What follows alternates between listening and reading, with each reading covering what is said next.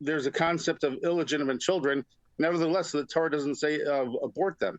You know, it's not about family honor. It's about life. Life comes first. We should start off with the of course with Moses, because he's the featured speaker and he's got plenty to do. So let's just quote from him first. So in the book of Deuteronomy, chapter 30. First, I'll say it in the original prophecy in the Hebrew, and then I'll say the English translation. This is verse 19 of chapter 30. I call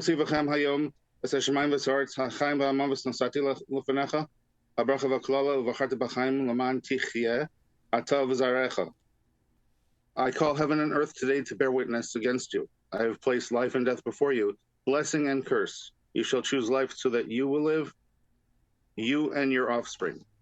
You and your offspring. God says it explicitly, and anyone who tries to co-opt, the word of God to saying that it supports, chasing down babies in the mother's womb, would have a serious problem of legitimacy. There's a concept of illegitimate children. Nevertheless, the Torah doesn't say abort them. It's not about family honor. It's about life. Life comes first. And there's a link between the life of the parent and the life of the children. You and your offspring shall live. Even if God gives life in this world, how do you expect life of the next world if you're running after trying to hurt babies like that?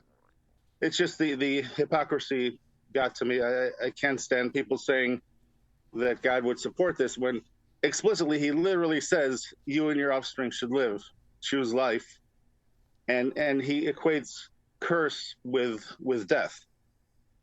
So now let's look at this from the perspective of the arguments of the those who are mistakenly advocating the wrong thing. Let's talk about the mother, not even the child. Not being able to pursue a lifestyle choice can be frustrating, but then you still have other choices in the future because you're alive. Now, if the point is to give more free will to women, what about the babies who are aborted? Over 60 million since Roe v. Wade was passed in 1973.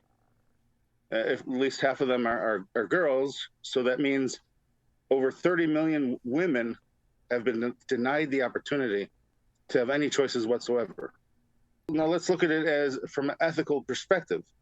We're teaching mothers to be cruel and arrogant, to put their lifestyle choice before the needs of the children. And historically, the woman has been the foundation of society. In the ancient Hebrew world, the woman was at the center and the man was the supporter of it. So in other words, men were supporters of society, women were society.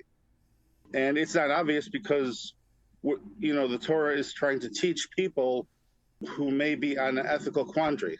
And the Talmud says explicitly that women were created closer to God than men.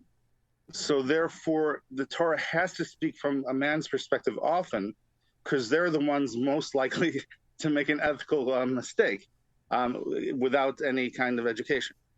However, we have a new phenomena in our generation where women are making ethical choices that are bad.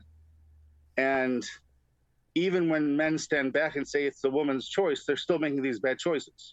So a possible foundation for this could be that some of the founders of the pro-abortion movement were actually trying to overemphasize women's lib.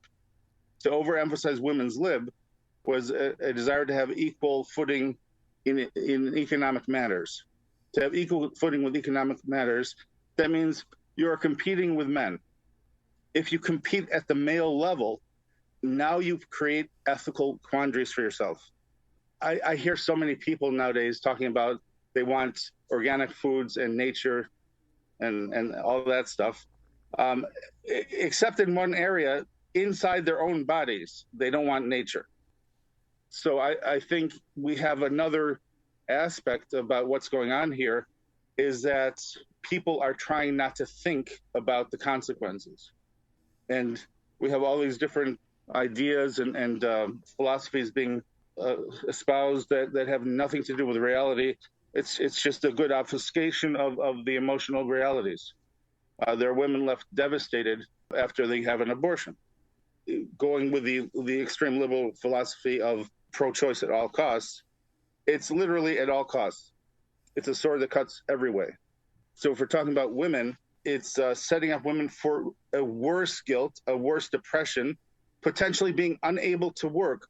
All that they did, that they don't realize the torment they went through, ended up hurting them more than if they had the child.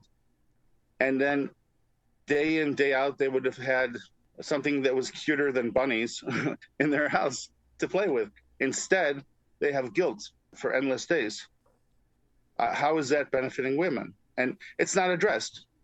There are more women going through depression than there are women who have babies, even, God forbid, from rape. So why is that not being addressed? Because it's not expedient for the process of being a pro-abortion. And if you mess with that, then you're messing with women's economic power, empowerment, whatever it is. And again, this is a point we raised earlier.